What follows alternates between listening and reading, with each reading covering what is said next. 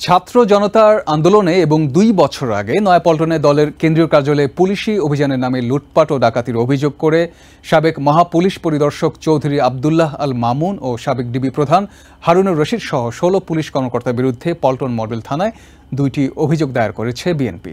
বুধবার বিএনপির মামলা ও তথ্য কর্মকর্তা পুলিশের সাবেক পরিদর্শক সালাউদ্দিন খান রাজধানীর পল্টন থানায় এ মামলার আবেদন করেন।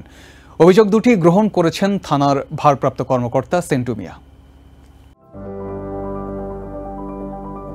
সদ্য সাবেক police মহাপরিদর্শক Chowdhury Abdullah Al Mamun, Dhaka metropolitan police গোয়েন্দা বিভাগের সাবেক অতিরিক্ত কমিশনার হারুনুর রশিদ সহ ১৬ জন পুলিশ কর্মকর্তার বিরুদ্ধে পল্টন থানায় মামলার আবেদন করা হয়েছে। বুধবার দুপুরে রাজধানীর পল্টন থানায় বিএনপির পক্ষ থেকে এই মামলার আবেদন করেন দলটির মামলা ও তথ্য কর্মকর্তা সালাউদ্দিন খান। মামলার অভিযোগপত্র অনুসারে অপর আসামিদের মধ্যে রয়েছেন ডিএমপির অতিরিক্ত কমিশনার হাফিজ আক্তার, সিসিটিভি প্রধান আসাদুজ্জামান, যুগ্ম কমিশনার বিপ্লব কুমার সরকার, খন্দকার নুরুন নবী, মেহেদি হাসান, উপকমিশনার হায়াতুল ইসলাম খান ও সহকারী কমিশনার গোলাম রুহানি সহ অন্যরা।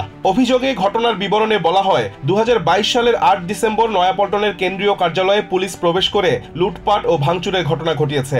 অভিযোগপত্রে বলা হয়, ডাকাতি হওয়া মালামালের মূল্য ৪৭,৫০,০০০ টাকা এবং এতে ক্ষতির পরিমাণ দেওয়া হয়েছে ৩,৫২,৫০০ টাকা। এই অভিযোগে পুলিশ প্রধান সহ ১৫ জনকে বিবাদী করা হয়। আরেকটি অভিযোগে বলা হয়েছে, ছাত্র জনতার আন্দোলন চলাকালে গত ১৬ জুলাই সাবেক ডিবি প্রধান হারুনুর রশিদের নেতৃত্বে ২০-২৫ জন সাদা পোশাকের সদস্যরা নয়াপল্টনের অফিসে প্রবেশ করে এবং বাইরে আওয়ামী লীগের সশস্ত্র ক্যাডাররা অস্ত্র, গোলাবারুদ, বাঁশের লাঠি, সোটা, রড, পিস্তল নিয়ে মহড়া দেয়। তারা কেন্দ্রীয় কার্যালয়ে তছনছ এবং অবৈধ অস্ত্রশস্ত্র রেখে দেয়। তারা দলের চেয়ারপারসনের উপদেষ্টা কাউন্সিলের সদস্য জয়নুল আবদিন ফারুক, যুগ্ম মহাসচিব খায়রুল কবির খোকন, শহীদুদ্দিন চৌধুরী অ্যানি সহ মহানগর নেতৃবৃন্দকে আসামি করে মিথ্যা মামলা দায়ের করে।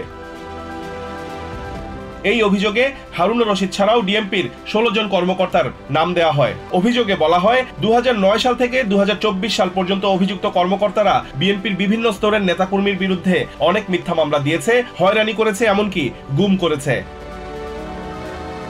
গত ৬ অগস্ট রাতে পুলিশের মহাপরিদর্শক থেকে চৌধুরী আবদুল্লাহ আল মামুনকে অব্যাহতি দেওয়া হয়। ২০২২ সালের ৩০ সেপ্টেম্বর দেশের ৩১তম আইজিপি হিসেবে দায়িত্ব নিয়েছিলেন চৌধুরী আবদুল্লাহ আল মামুন।